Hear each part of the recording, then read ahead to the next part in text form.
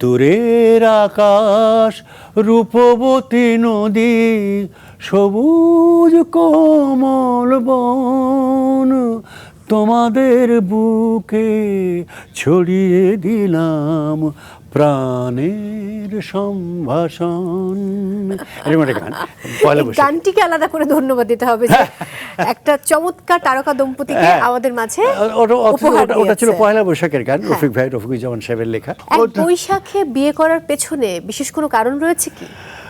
না, এটা হলো কি, আমাদের বিয়ে স্থির হলো। আমাদের বিয়ের ঘটক ছিলেন আমাদের এম এ হামিদ ভাই আর সৈয়দ আব্দুল হাদি ভাই। আমরা আগেই সিদ্ধান্ত নিয়েছি বিয়ে করব, তো এটা একটা ফর্মাল বিয়ে হবে, সোশ্যাল ম্যারেজ হবে। তো ওনারা প্রস্তাব নিয়ে গেলেন। তারপরে যখন ঠিক হলো, তখন রাজশাহীতে আমার একেবারে পাশের বাড়িতে একজন সনাতন ধর্মী মানুষ, হিন্দু ভদ্রলোক সুধীর দা, আমাদের পারিবারিক খুব ওয়েল উইশার ছিলেন। ও আমাকে, আমার মাকে বলছি, দেখো ওর বিয়ে দেবে, ওরটা কোষ্ঠীটা দেখতে চাই আমি। ওদের হিন্দু ধর্মে যে আছে কোষ্ঠী, ঠিকুজি দেখা, দেখে ডেকে বললো যে যেভাবেই হোক চৈত্র মাসে বিয়ে দেবেন না, ওর বিয়ে চৈত্র মাসে দেওয়া যাবে না। তখন তো এরা ডেট ঠিক করে ফেলেছি। পরে বললো যে ঠিক আছে। মা বললো যে না, এটা যখন ও বলছে ওরা তোমাদেরকে খুব স্নেহ করে, ওদের কথা, তার ডেটটা চেঞ্জ হয়ে ডেট আর পাওয়া যাচ্ছে না। দেখা গেল পয়লা বৈশাখ একটা ডেট খালি আছে। পয়লা বৈশাখ, চৈত্র মাস শেষ হয়ে যাচ্ছে, পয়লা বৈশাখ অফিসার্স ক্লাবে তখন জায়গাও পাওয়া গেল। এই কারণে বৈশাখে ঠিক করা হলো। এবং ওর সঙ্গে আর একটা ভালো একটা যোগাযোগ হয়ে গেল।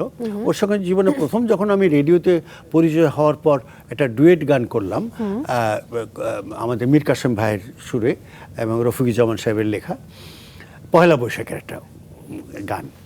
তো ফলে দু জিনিসটা খুব সিনক্রোনাইজ করলো, যে পরিচিত হয়েছি পয়লা বৈশাখে, বিয়েও হচ্ছে পয়লা বৈশাখ, হয়ে যাক।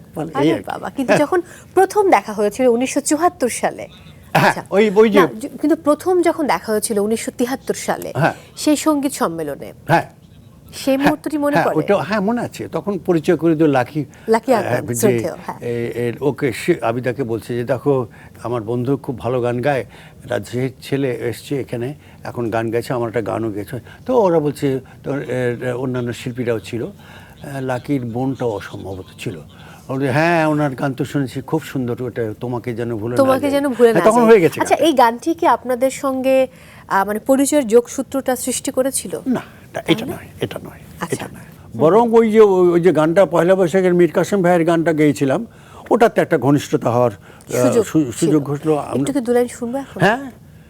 দূরের আকাশ রূপবতী নদী, সবুজ কোমল বন, তোমাদের বুকে ছড়িয়ে দিলাম প্রাণের সম্ভাষণ। এরকম একটা গান, পয়লা বৈশাখ। গানটিকে আলাদা করে ধন্যবাদ দিতে হবে যে একটা চমৎকার তারকা দম্পতিকে আমাদের মাঝে উপহার দিয়েছে। ওটা ছিল পয়লা বৈশাখের গান, রফিক ভাই, রফিকুজ্জামান সাহেবের লেখা আর ওস্তাদ মীর কাসেম খান সাহেবের সুর।